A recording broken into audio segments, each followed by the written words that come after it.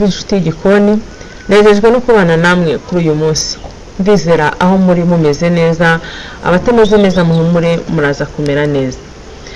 Nongeye kubashimira rero uburyo munyereka yuko turi kumwe, uburyo rwose muntera inkunga mu buryo bwose bushoboka bwo kumpa views. Ni ukuri ndabashimira cyane, kandi nayo mpamvu nkicaye ahangaha nuko mbona inkunga yanyu ikomeye. Mubaye mudahari rero ntabwo byankundira, naba nyine narahagaze nicaye naracitse intege, byarananiye se, ibintu nk'ibyo mbese bitandukanye. Ariko kubw'urukundo rwanyu, kubwo igihe cyanyu, nukuri ndabashimira. Genda bizi kiragoye muri iki gihe, ariko kuba mumpa igihe ndabashimiye cyane pe, kuko igihe kirahenze cyane. Ariko kubona umuntu uguha igihe akakumva, akagutega amatwi, akakureba, ni iby'igiciro cyane pe. Aho muri hose bakunzi banjye, mwumve ngo ndabashimiye cyane rwose pe, kandi mukomeze pe, mu sharinge, mu comment, kumushyiraho comment, mukore like, abatarabikora namwe rwose mukande subscribe. Ndabishimiye cyane, ndabakunda, kandi nanjye pe mbaha igihe, kandi igihe cyanjye ntabwo nshaka kugipfusha ubusa. Ndashaka kubitaho namwe mukagubwa neza. Aha kuri uyu munsi rero njyewe ndi hano mu gikoni, mbahaye ikaze namwe mu gikoni. Nahageze namwe murabibona, hari binteretse imbere ni ibirayi. Uyu munsi wa none tugiye gukora ibirayi bya bindi tujya kurya mu kabari, mu maresitora, ahantu hatandukanye nk'aho ngaho, ndetse tukanabisanga rimwe na rimwe mu birori bitandukanye. Uyu munsi rero ndagira ngo nawe umenye uko icyo kirayi wagikora. Ni ibisanzwe gukora ikirayi, ariko cyane cyane ndaza kugira ngo tuze kurebera hamwe aho turi bukore ikirungo cyo gusiga ku kirayi. Rero ntaratinda, ntanagiye kure cyane, reka mbanze ntangire, kuko ubu ngubu ngewe murabibona ndi mu gikoni. Twagiye kandi ndetse twatangiye amavuta ateka ibirayi. Mu bushobozi bwawe byose birashoboka, ariko ngenge gukoresha amavuta menshi, ariko naho ataba menshi. Icy'ingenzi njya mbabwira ngo icy'ingenzi ni uko ugera ku ntego wiyemeje, nibyo bya mbere. Hanyuma rero ubu nyine ubwo dushyizeho amavuta, tugiye kuba nkata ibirayi kugira ngo amavuta nayo abashya. Ibyo ni ibintu twese tuzi nta kibazo, ariko ni uko bigiye kugenda bikurikirana. Ubwo mperetseho amavuta ngiye gukata ibirayi, ndasanga amavuta nayo amaze gushya. Yego,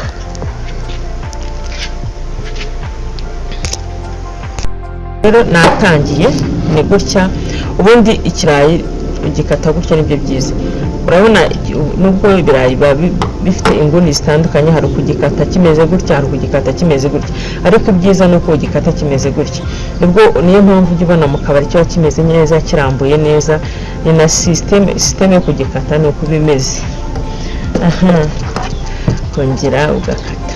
Ni ibi nyine, ku buryo ubona ko inguni zabyo zose zingana.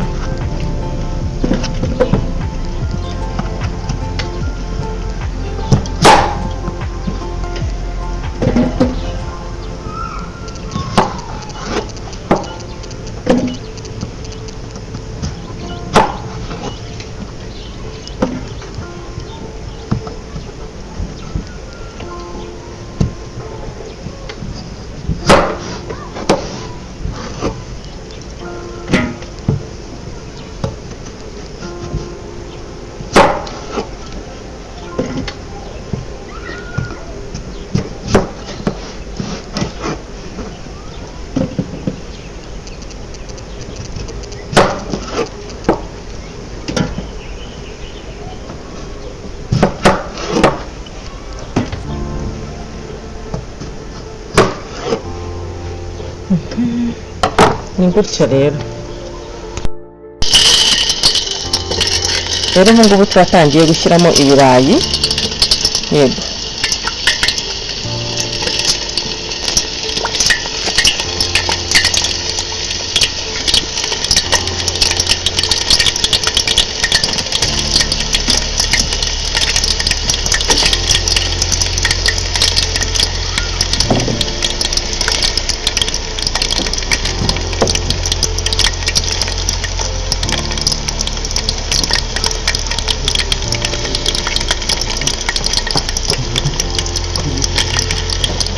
njyewe tuba dutegereje nyine ko ibirayi byacu biza gushya nyine, hanyuma turagenda tape par tape tureba uko bigiye bimeze.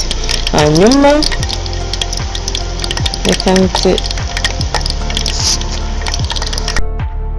byose bimaze kubishyiriramo rimwe, ubwo nta gisigaye. Reka mpite mpfundikira, ngewe nkunda guteka amafiriti cyangwa amasote n'ikindi kintu cyose gipfundikiye. Yego, ubundi sawa. Hanyuma rero ibirayi byacu bimeze neza. Ese nibyo? Yego, ikirayi cyacu kirasa neza. Hari icyo ntababwiye, ikirayi kiriya tujya kurya mu kabari, mu maresitora nk'uko nabibabwiye, ntabwo bajya bagihata abasheri, oya, ni ukugiharura. Iki ngiki ubu kiraharuye, ugakora twa dushishwa tw'inyuma gusa, hanyuma ubundi ukagicishamo. Urabona ko gisa neza cyane rero. Noneho no kuba gipfundikiye kiba gifite impumuro, ntabwo nabona uko mbibabwira, kameramani ajya bamubwirira. Hanyuma rero byahiye, tugiye kubyarura, hanyuma dukurikizeho ibindi biri bube bikurikiye. Nk'uko nabibabwiye, ndabasabye munkize igihe, mumpe amaso, mukomeze rwose mumfashe inshuti zanjye, mukurikirane akantu ku kandi kugira ngo mumenye kandi musobanukirwe. Ntabwo ubwacyo kirasa neza, umva byiza cyane.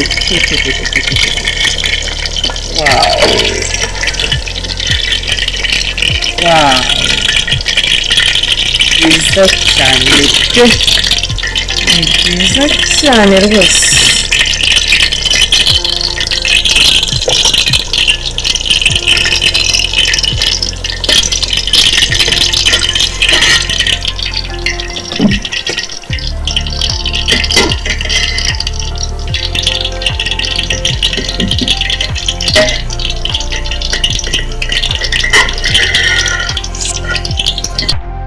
Rero ibi ni ibirungo tugiye gukoresha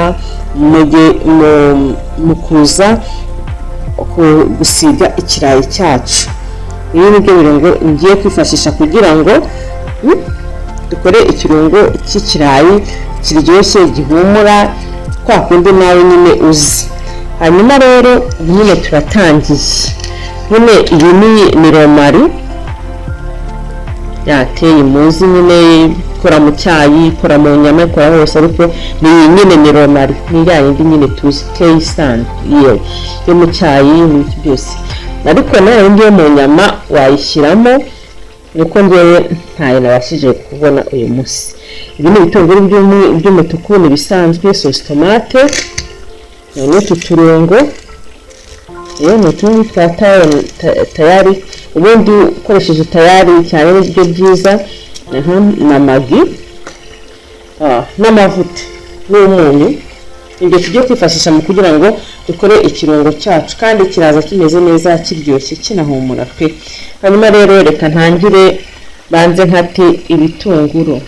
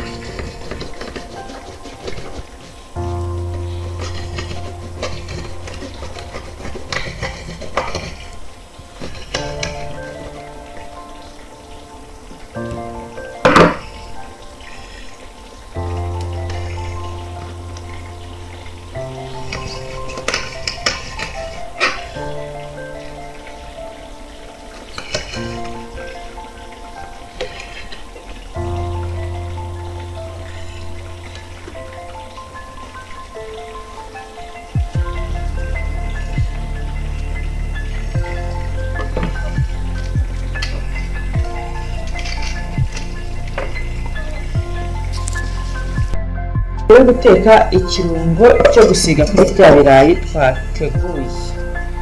Tubanze n'agatungurusumu gahumuye neza, ntabwo aha ngaha dutinda, oya shyiremo igitunguru.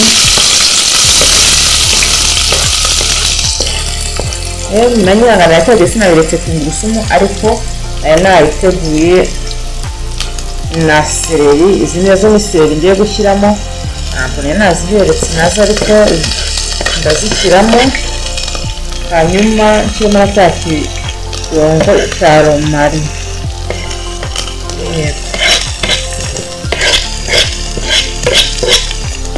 Hanyuma rero mbigaraguze, teke nyine bike.